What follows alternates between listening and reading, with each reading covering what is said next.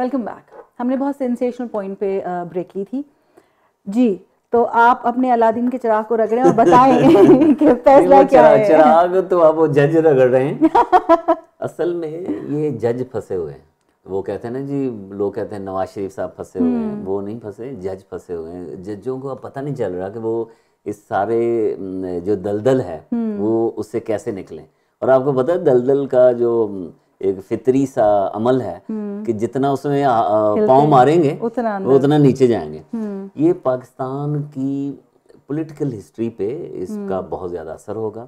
इसी वजह से जो जजेस ने फैसला किया और लिख रहे हैं वो फैसला करप्शन, मैं कहता हूँ कि जी करप्शन पे किताब लिख रहे हैं, वो पूरा होगा उसमें कि ऐसे अल्फाज होंगे और अगर ये हुआ तो फिर हम इसको रिपीट करेंगे उसके प्रोग्राम पे। तो करप्शन पे होगा कि करप्शन ने पाकिस्तान की जड़ों को खोखला कर दिया हुआ है और आज तक कोई ऐसा अदारा वजूद में नहीं आया जो सियासतदानों की करप्शन या सरकारी अदारों की करप्शन को रोक सके। और ख़ास तौर पे ये जो एहतसाबी अदारे हैं, नैब है, FIA है या एहतसाब ब्यूरो एक बार बना था, ये सब नाकाम हो चुके हैं।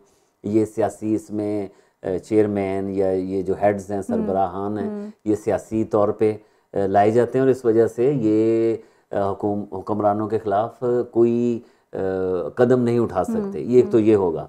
दूसरा ये होगा कि पटिशनर ने और रिस्पोंडेंट यानी इमरान खान और मियां नवाज शरीफ और उनके बच्चों ने वाज़े तौर पे ऐसे सबूत पेश नहीं किए जिस पे हम फर्म हो जाएंगे जी किसकी गलती है। और मनी ट्रेल तो पेश हुई नहीं है इसमें, तो अटॉर्नी जनरल और नवाज शरीफ के वकला, उनके बच्चों के वकला, वो भी क्लियर नहीं कर सके कैसे पैसे। कतरी एक खात था जिसको शायद अदालत कहे कि जी हम इसको नहीं मान रहे, लेकिन वो ये भी जिक्र करेंगे कि इमरान खान ने भी वो सबूत पेश नहीं किए और जो अखबारी तराशे हैं, जो वीडियो क्लिप्स हैं, इस तरह की चीज़ें हैं, तो ये कानून शहादत में नहीं आ सकती। इस तरह का है, वो प्रूफ में ही शायद वो उनको कहेंगे जी हम इसको नहीं ले रहे।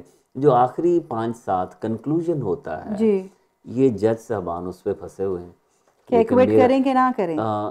ये मेरा ख्याल है कि ऐसा होगा जिसमें हम जर्नलिज्म में हम कहते हैं कि गोल मोल करके नुमाया कर दें ताकि पता ही ना चले क्या हुआ है। ज़्यादा चांस ये है कि शायद जुडिशल कमीशन बनाने की बात करें या वो कहेंगे जी अब पार्लियामेंट जो है वो कानून साजी करे, एहतसाब ज़्यादा से ज़्यादा इस एहतसाब के कानून ज़्यादा से ज़्यादा सख्त होने चाहिए। इस तरह का होगा। ज़्यादा चांस ये है कि नवाज शरीफ को मेरा नहीं ख्याल कि कुछ हो। ऐसे अभी एनालिस्ट कह रहे हैं कि जी वो रिज़ाइन दे देंगे, रिज़ाइन कभी भी नहीं देंगे नवाज शरीफ। ये मैं आज अपने हिसाब से मैं कहता हूँ, मेरा ख्याल है नवाज शरीफ रिज़ाइन नहीं देगा। वो कहेगा जी मुझे धक्के दे के बाहर निकालो ताकि मैं लोगों का जो हीरो बन जाऊँ। नवाज शरीफ को जब भी मारेगा मियाँ शहबाज शरीफ मारेगा पॉलिटिकली।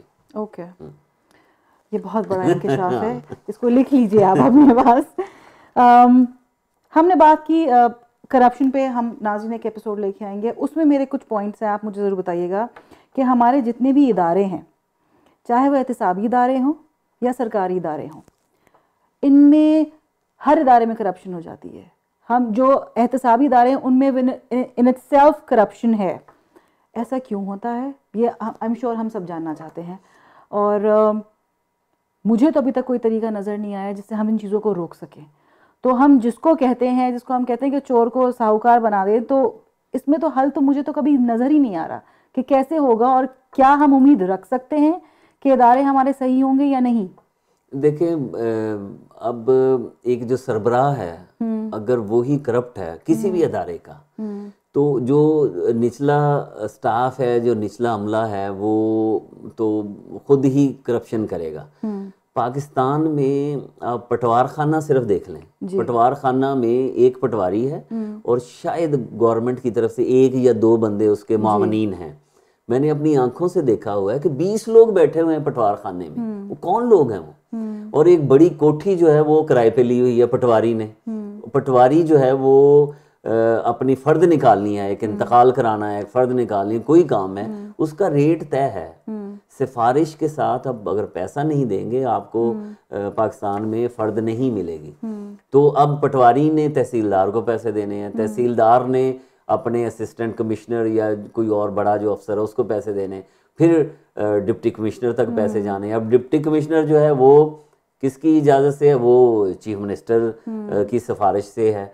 तो ये जो ट्रेल है, जिसको मनी ट्रेल वो साबित नहीं कर सके, ये सारे नॉलेज में है। या जो सड़क का ठेका है वो पता है कि जी 10% ये जिसने रिलीज करना उसको है, 2% इसको है, 3% इसको है, और ये कोई रॉकेट साइंस वाली बात नहीं है, ये सबके नॉलेज में है। जो ठेके दे रहे हैं उनके भी नॉलेज में है, जो ठेके ले रहे हैं उनके भी नॉलेज में है।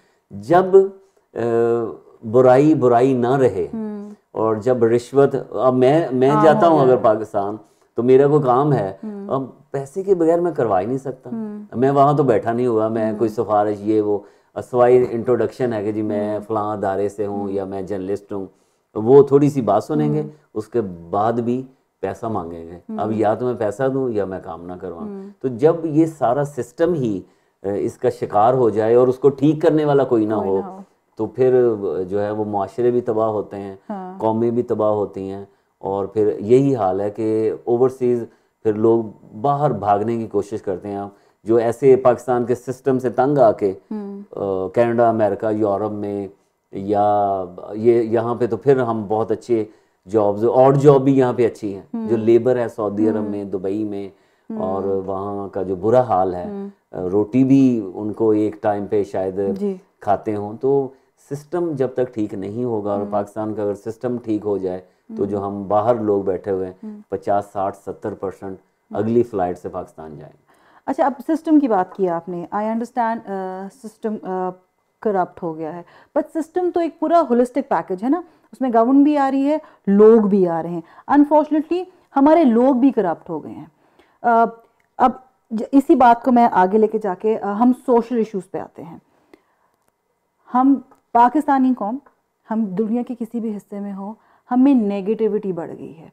मैं हमेशा बात करती हूँ जब अपने बेटे से, तो मैं उसको ये कहती हूँ कि अगर तुम घर से सुबह ये सोच के निकल रहे हो कि आज मुझे सफ़ेद गाड़ी देखनी है, तो जब घर में जब आओगे वापस शाम में, तो तुम्हें सिर्फ सफ़ेद गाड़ी ही दिखेगी। तो अगर हम सिर्फ नेगेटिविटी ही देखना चाहते हैं तो हमें सिर्फ नेगेटिविटी ही दिखेगी। आपको क्या लगता है ऐसा क्यों है?